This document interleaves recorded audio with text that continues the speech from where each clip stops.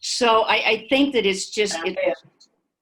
it's so important to tell women to just, to be themselves. I mean, I am exactly the way I've always been. I am exactly the way I was in high school when I was a young woman, everything. I mean, I dress the same, the big earrings, the blah, blah, blah, the bleached hair, everything. I mean, I said to my hairdresser, how many 80-year-olds bleach their hair? I mean, I just want to be a platinum again. But I think the most important thing is just to get, even when you're raising your kids, you're raising your daughters, telling them that they can do anything they want to do in life. That is so important. And the older you get, the more important it is. You can do anything you want to do. You've got to keep dreaming, and you've got to keep challenging yourself, I think, and that's what we try to do with women. It's just like, push them out of the nest, push them out, get off the sofa, get out and do something dangerous. Go out. I remember one of the first things I did, I went to the grocery store without any makeup on, and I thought, well, that's pretty dangerous. So it doesn't have to be jumping out of an airplane, anything like that, but just challenge yourself and get rid of that number and that age thing. You just can't go there. It just pull you down every time. I mean, if I'm on the phone and I tell somebody I'm 80 years old or 81, the first thing that comes through their mind, a little decrepit old lady with a walker and, hunched over, and that's not me. And, we have to change this whole outlook on age. It's just not, we can't do it. Can't do it. So I have a question for you, because I'm thinking about, as women hit their 40s, it's sort of like, I don't know, the veil comes down and we see the second half of life. And I always talk about it being the opportunity to make the choice to move forward and really thrive in that second half of life, or spend your time stuck in this place of, oh my word, now I'm 40, I'm in the second half of life, and this is the downward part of my life. Right? So it becomes a choice. So you say that going all the way back to when you were young, you've always been you. Nothing's ever changed in you. Always been you. So how do we encourage women of today to be themselves? Because this, even for myself, is probably the greatest struggle that I have. How can I and it honestly makes me want to cry. Well, what's the struggle? What's the struggle? Why? If you're 45, why do you have a struggle being yourself? I think it's discovering who I am, because up until a certain point, I wasn't who I wanted to be. I was everything that everybody else wanted me to be. Okay. I was a mom, I was a wife, I was, an entrepreneur. Yeah. Right. So now it's becoming easier, but the emotion comes from the place of wanting for other women what it took me 40 some years to find. So how do we give that? And can we give that to women before they hit that place in life where they understand that they are created to be who they're supposed to be, and supporting one another again, right? Supporting. I think that's so important. Supporting. When I was going through menopause, of course, that's years ago, but when I was going through menopause, nobody was talking about it. I had nobody to talk to. My mother wasn't alive. And I was just like, one of my friends later said, what did you feel like? I said, I felt like I was hanging from a cliff by my fingernails, and there was a big black hole below me. And if I fell, I wouldn't come out of that hole. So we've got to share and talk. It is so important to talk to each other and share our feelings about that, but it's just all around age, and it should not be around age. It should be what we're accomplishing or what we're feeling good about, or what, find something that, Sheree, you're a coach. There's all kinds of things out there that you can, talk to yourself about. I'm getting ready to do a vision board, and it's at 80 years old. Come on, but it's like, you just always try to do things, and no matter how small, no matter how big, just do something and forget that, but like you say, at your young age, at 45, that is really young. And I think that's a kind of a hard time, the 45 to 50. I think it's kind of hard. You are kind of still discovering yourself. Yeah. It's a little bit more difficult, I think, than when you get older. I don't know. I've heard that, and I've read a lot of research around that. What would you say about that, Sheree? And in your decades, what does that look like for you? Well, your initial question was, so what do we do with this feeling? And when you start looking at it, you're like, do I go forward or do I just hang it up?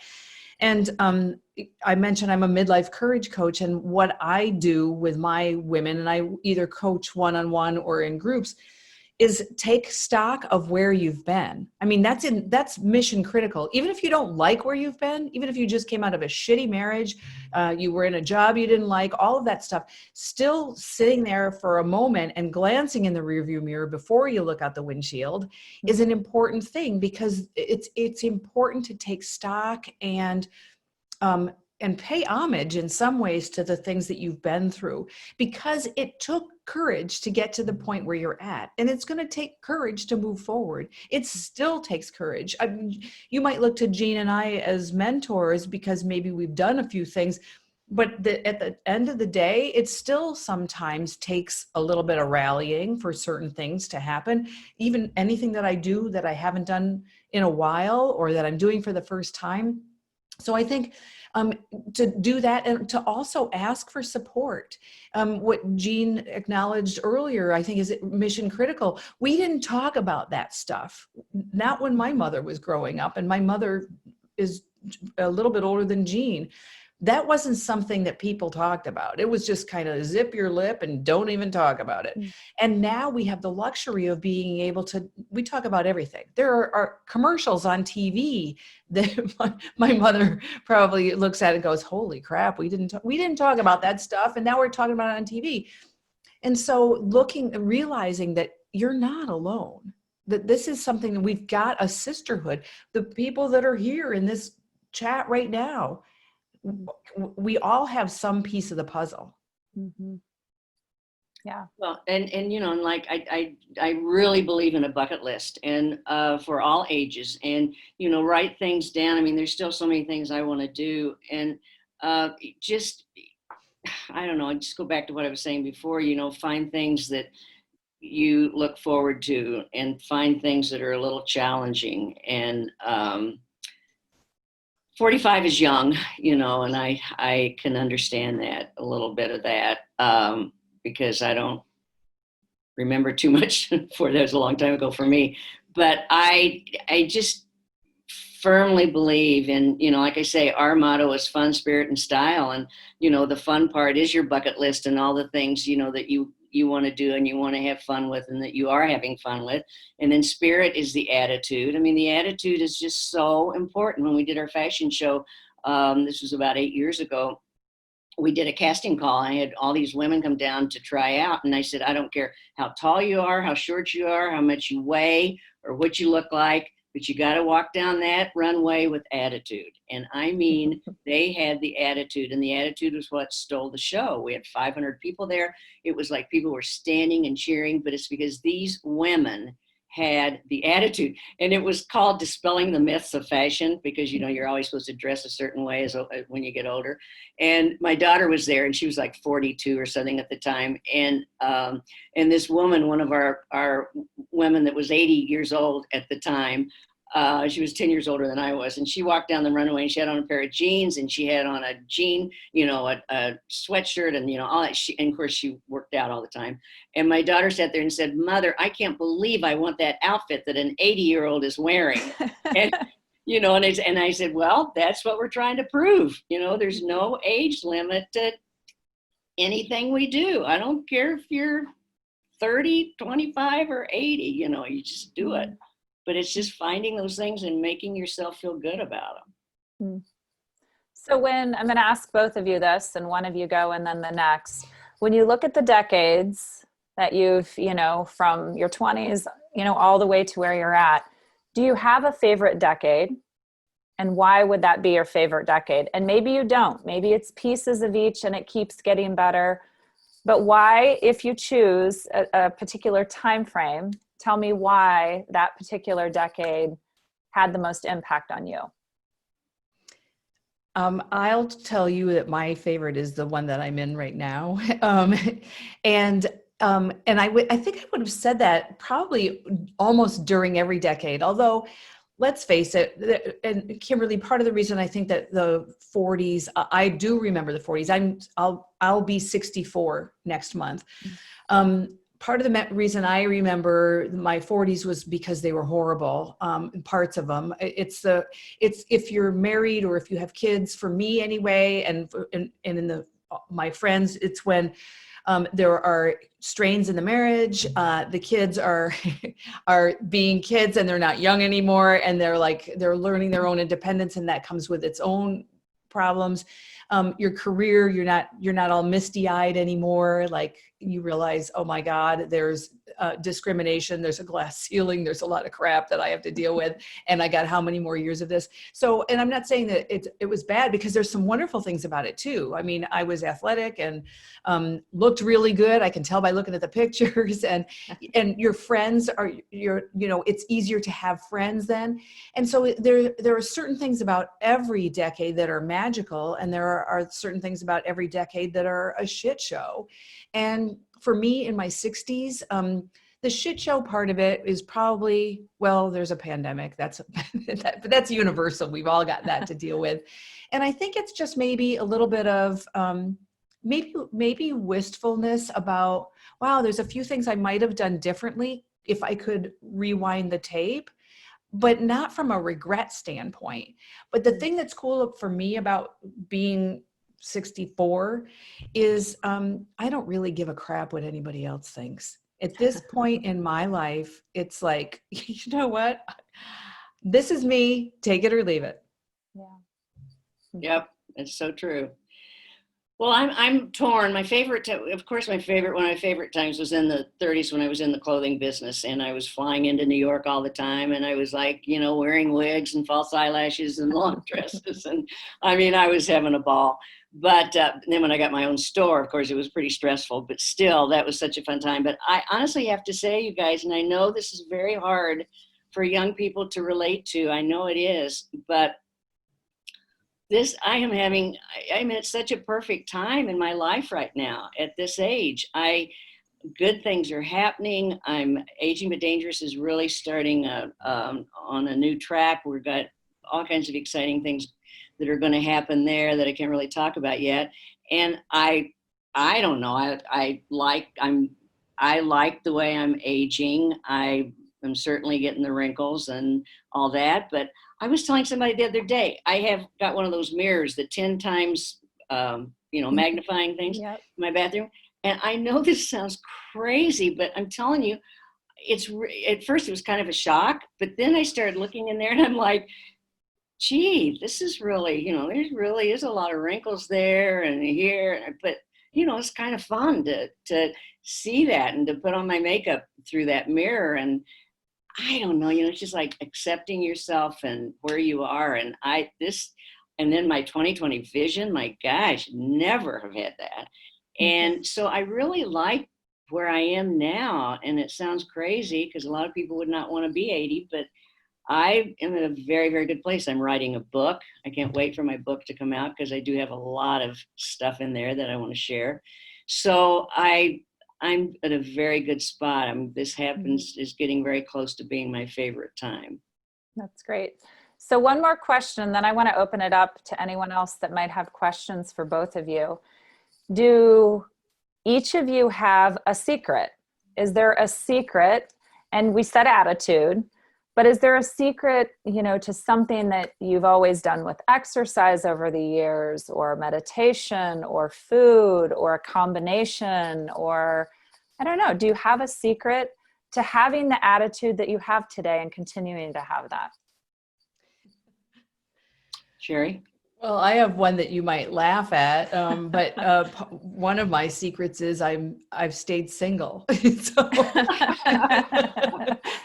I'm just saying, and I'm saying that I'm speaking my truth. It actually is the first thing that popped into my head, and there's more to that, but that's, and I'm not saying that if everybody on the call stayed single that life would turn out happy. Mm-hmm. For me, that was what I needed to do and be. I knew from a really young time that I didn't get the mommy gene.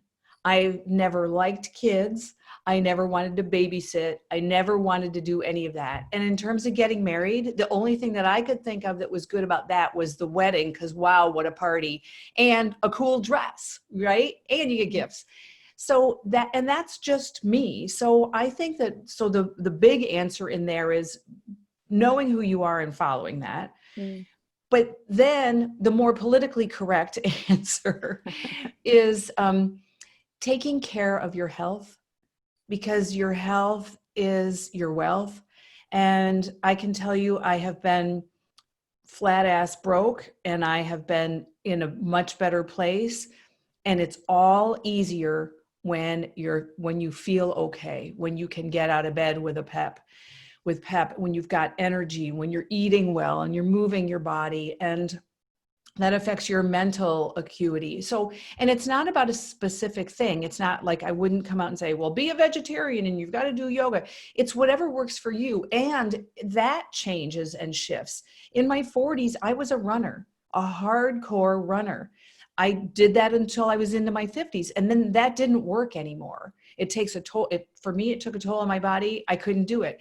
For me in my 40s, imagining yoga was like watching paint dry. Like, I'd rather stab my eyes out with a toothpick, than to do something as sedentary as yoga. And now I love it. And now I start every day with it. So it's, for me, it's not one thing. It's a series of things, and it's not listening to what anybody else's thing is. Some of you listening to me say, and when I said I didn't get the mama gene, some of you were probably thinking, oh, you poor thing, you don't know what you're missing out on. Who's going to take care of you when you're old, or whatever your reality is. And I'm glad for you, because it means you're living your reality, but it's not mine. Yeah, that's great. I think that's important. And it sounds like, I'm hearing you say it's like a journey. So it can constantly change, but listening to yourself is the key in what you're saying. Yeah. And that we were talking earlier about roles, and that those roles are the things that get in the way of you listening to yourself. When you're listening through your mama ears, or your wife ears, or your employee ears, or you're seeing things through your best friend or volunteer goggles, you're not getting all of the things, all of the stimulus that you need to be able to respond as you. And so when you asked, like, what do you do? How do you get through this?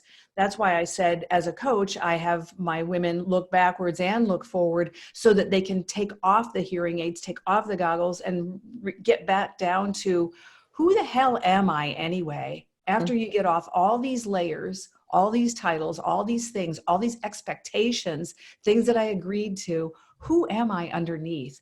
And that's how I think you age with grace and class and badassness.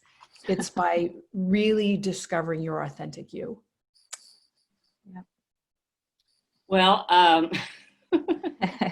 mine's just the opposite. I've been married to a great guy for 58 years. We met in college. And he has been my, I don't think I could be married to very many guys, because I don't really like very many men. But he is he's just like that. He's got enough of the feminine side to really understand things. And he has supported me in every one of my businesses. He's backed me, just, mentally. And just to give you a little example of what he's like, I'd go on a diet, sometime, in those years while I was always trying to go always on a diet. And we'd go to bed at night, and he'd kind of like reach over and pinch the little fat around the waist. And he'd say, honey, please don't get too skinny. You know how much I love that body fat. And I'm like, oh, stop it. Just stop it. Don't say that to me. Because of course I was never skinny. But, he just never wanted, he just liked me the way I was. He liked everything about me, liked the way I looked, everything. And so that has been my, that real strong, I still think I would have done a lot of things without, even if he wasn't there. But just having that support, I always say, if somebody tells you, for 58 years how great you are, you start believing you really are great. It's like, it's just a wonderful thing to have. But like Sheree said, everybody's different, and everybody's, it's just everyone is different. So I just one of the secrets that we have too is we do meditate together, and I think the meditation is very important. And then I just absolutely almost 100% take mine back to the attitude and being positive. My dad, he'd come up here and we had a boat on Minnetonka, and he loved going out on that boat, and he'd look at the night before the weatherman would come on and go, oh, there's like an 80% chance of rain, and say, Daddy, I just don't think we're gonna be able to go out tomorrow. And he'd look at me and wink, and he'd say, well, let's concentrate on that 20%. And I'll be darned if they wake up the next morning, the sun would be shining and we go out on that boat. So, I grew up with that kind of attitude, and I just think it really has gotten me through a lot and helped me a lot. And I think I've given that to my daughter. We had an only child. And I just still think it's just so much of it is the attitude and the way you look at things. I think, get rid of that stress. And Jean, how do you the physical thing that I mentioned? Do you feel like physical has an impact also on your level of happiness? Well, I have gone over the years. I've worked at the trainers, and I've really worked out, and then I stopped working out, and then I start again. Right now, I'm starting kettlebells again. I did kettlebells for quite a while, and just stopped for a while. And I'm out walking 3 miles a day, which is really good. I don't, it hasn't helped me as much. I mean, it's certainly helped me, Sheree. That'd be crazy to say it hasn't, because it has. But I haven't been one of those people that have stuck to it diligently. I have spurts, and then I quit, and then spurts, and then I quit. But I think for me, it's more the meditation and having a happy marriage and having a happy life. We certainly have had financial difficulties and stuff, but it's just that having that calmness. And an only child, and she was very easy to raise. She didn't give us any trouble. And so I just think that all that goes, exercise certainly comes into it, but that would not be one of my key things, I would say, in my personal development. Yeah, I share that with you, the on again, off again. And like I was saying, I ran really religiously for years. And then when I couldn't run anymore, it was like, and and you're in that zone of, okay, if I can't run, I'm not doing anything, which isn't exactly a healthy attitude, but it is. Yeah, exactly. And I would stop because I wouldn't be losing any weight. I'm like, if I'm not going to lose weight, why should I keep exercising? So yeah. So I want to open it up to, the ladies that have joined us today. And, if you're not comfortable unmuting yourself, I think you can all unmute yourself, or I can unmute you. Ask the question in the chat. You have these two amazing women here with a lot of experience that want to share. And so is there any burning questions that you might personally have, or, moving into that next stage in your own journey you'd like to know more about?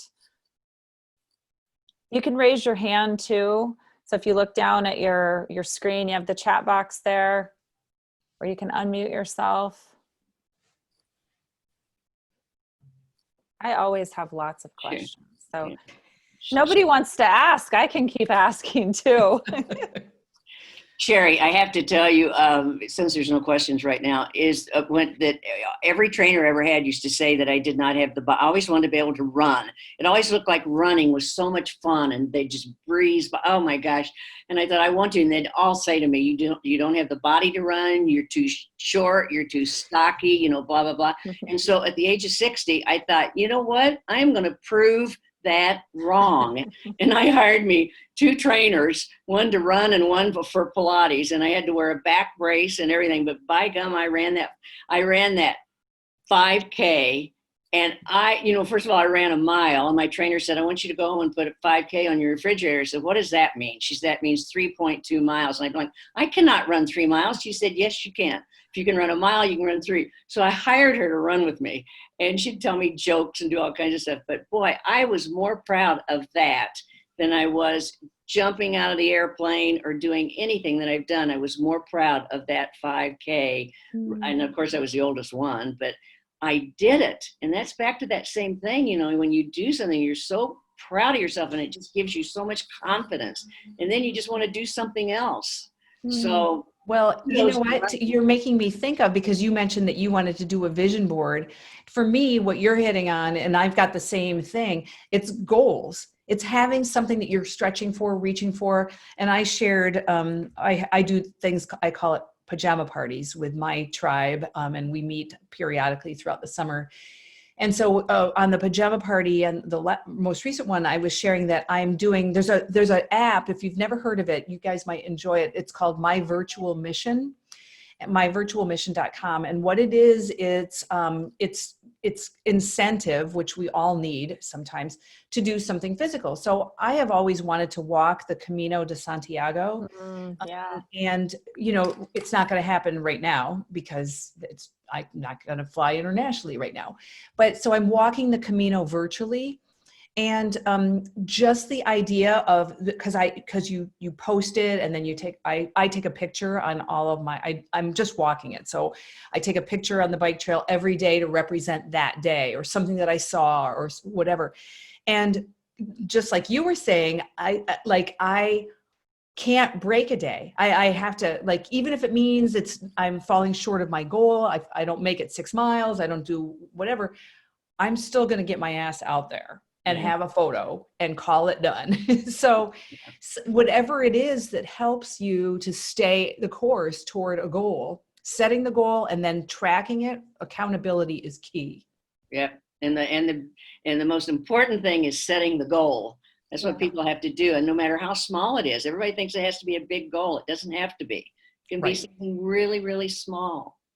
I think it's important too, to say, and you know, obviously we might say, oh, this is obvious, or we know this, but I think women need reminding in this is setting the goal, but then knowing that, you know, if you're doing something in your 20s, it's going to look different if we're doing it in our 50s. It doesn't mean that we still can't accomplish the goal. It just gets to look different. And maybe it's even more amazing because we notice things that we wouldn't have noticed in our 20s when we do it in our 50s. So knowing that, you know, we can jump out of a plane at any point, you know, It doesn't have to be, you can only do that when you're this age. And when we hit this age, we can't do it, that we can do it, but we get to look at how that looks different. You know, my dad is 70 and he still slalom water skis.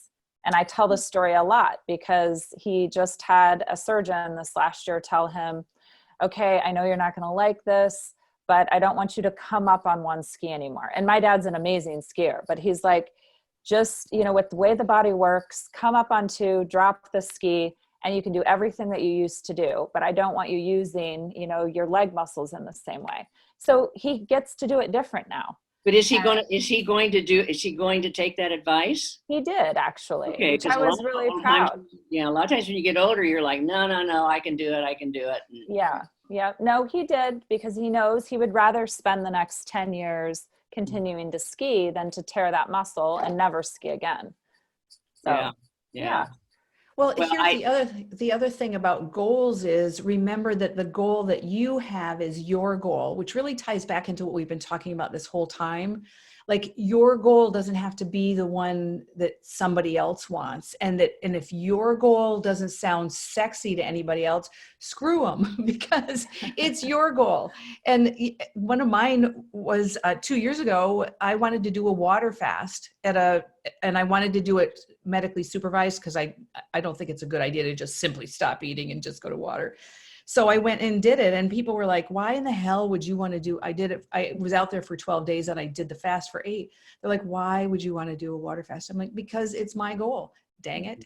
And I did it. And I was like, and so people aren't exactly celebrating with you the same way that they might if you had done something that they can get on board with, but the heck with it. Pick your dang goal and go for it. Well, and that's another thing, is that, you know, do it for yourself and not for anyone else.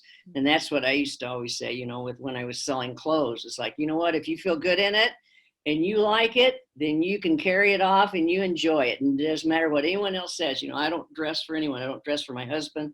I don't dress for anyone or do anything for anyone. I do it for myself. And I think that's another important thing that women need to really, really get a hold of. Is you've got to do it for yourself, no matter what it is. It's for you. So true. That is true. That is true. And Kimberly, I think are you still a runner? You were. I don't run anymore. No, I walk now. Mhm. I do. Same thing. It just got to the point I didn't want the wear and tear on my body. I didn't need to do that anymore. So Yep. nope, now I walk and I feel good walking. I really enjoy it. Mhm. How much do you walk? Well, I just did 400 miles in 66 days Oh my. recently, but that isn't like, that was a goal, right? So I wanted to Yeah. walk 66 days straight and I walked 6.1 miles a day and I was doing it for a reason. And that was, Wow. just, yeah, compacted. So I finished that. And now 5 days a week, 3 miles a day. Okay, good. Yeah. Yeah.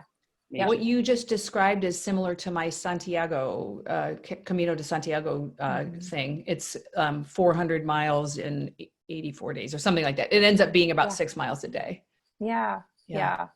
Yeah. And setting those and just knowing it's your goal and your commitment and the reasons that you're doing it. Not everybody understood or, agreed with what I was doing, but it felt good when I was done.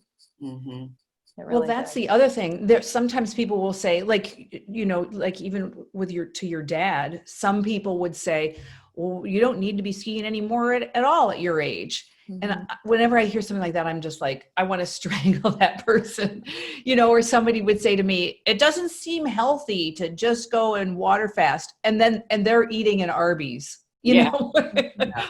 and drinking a Mai Tai while they're saying that, and so it's kind of like, this is my path. This is my journey. Thanks for the input, but hey, I'm doing Yeah. what I want to do.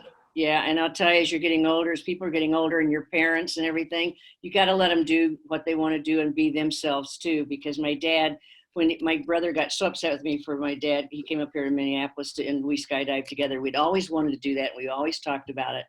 And my brother says, I can't believe you're letting dad do that. And I'm like, listen, he wanted to do it. And he says, what if something happens to him?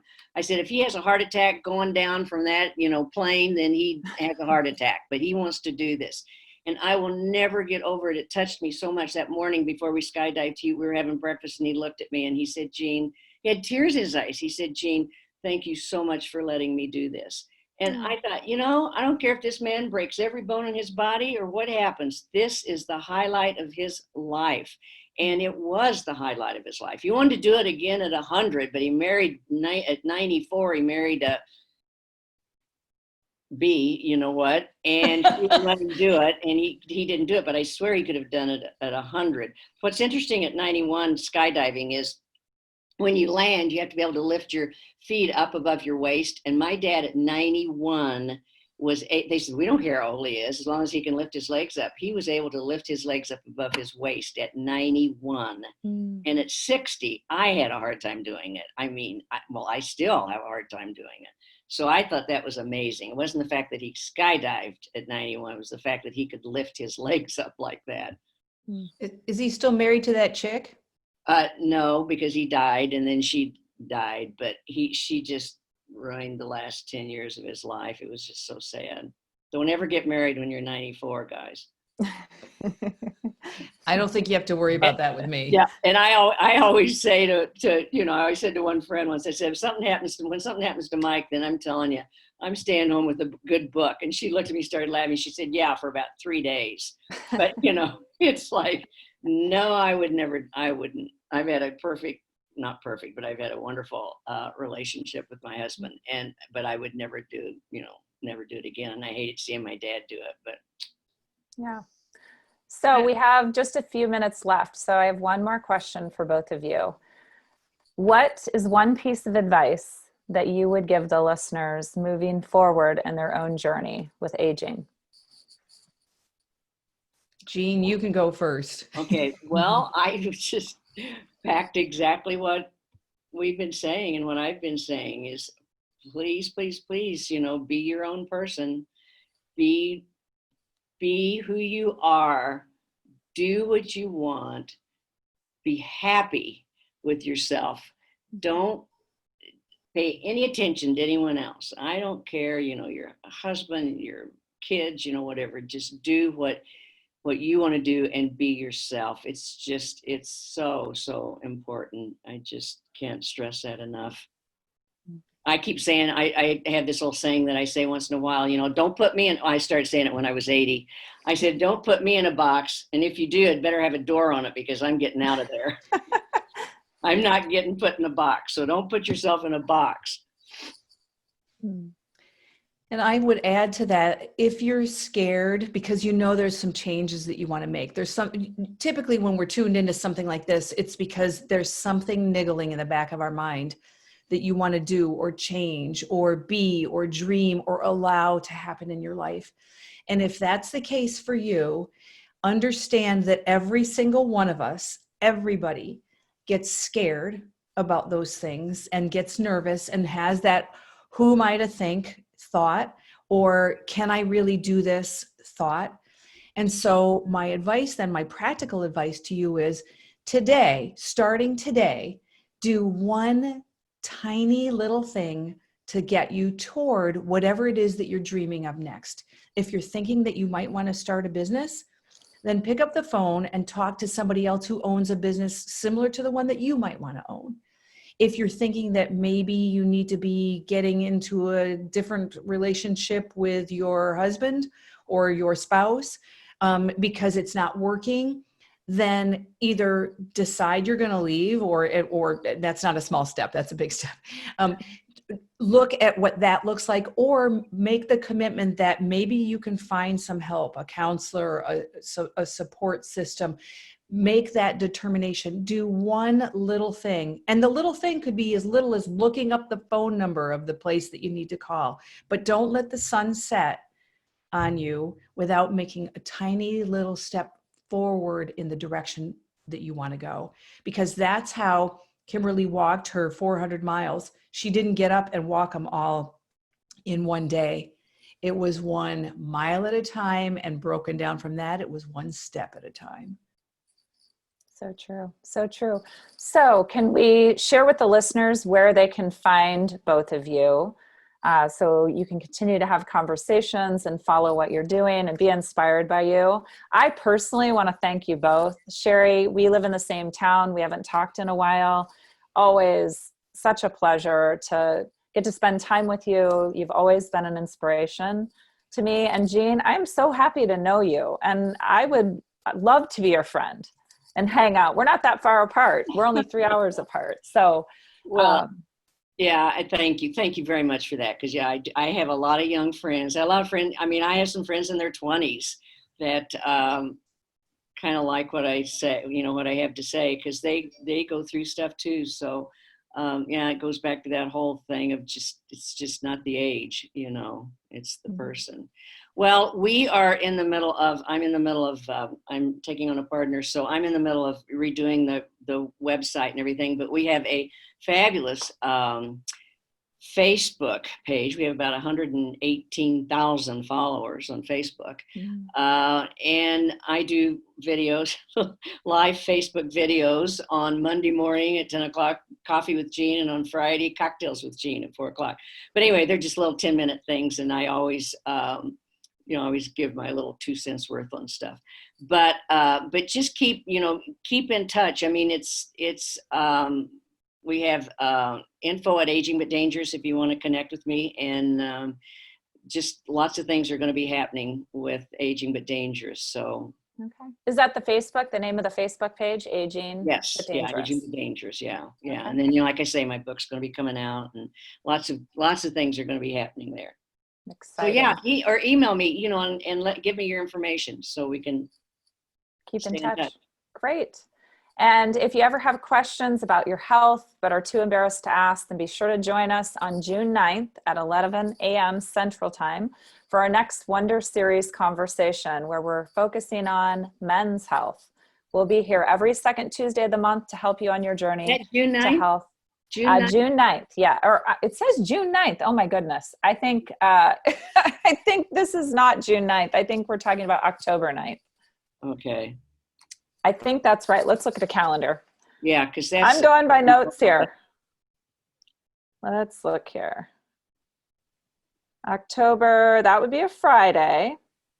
Well, how about we'll get back to you with the date? Yeah, because I would like to know. Yeah, I'd like Yes, but every second Tuesday of the month. So if we go by that, it would be October 13th would be the next Wonder Series. Okay. And if there's a change, we'll put that out there so that you can find that too. But every second Tuesday of the month. Okay, good. All right. And thanks so much again, ladies, for joining us. Thank you to all of you that joined us here too. If you have any questions after, feel free to send those, over to Denise at Living Healthy List, and she can pass those along to Sheree and Jean, or reach out to them individually. This has been a lot of fun. Truly Thank you. inspiring. Yeah, thank you very much. It has Yep. been fun. Yep. Thank you. Have a great day.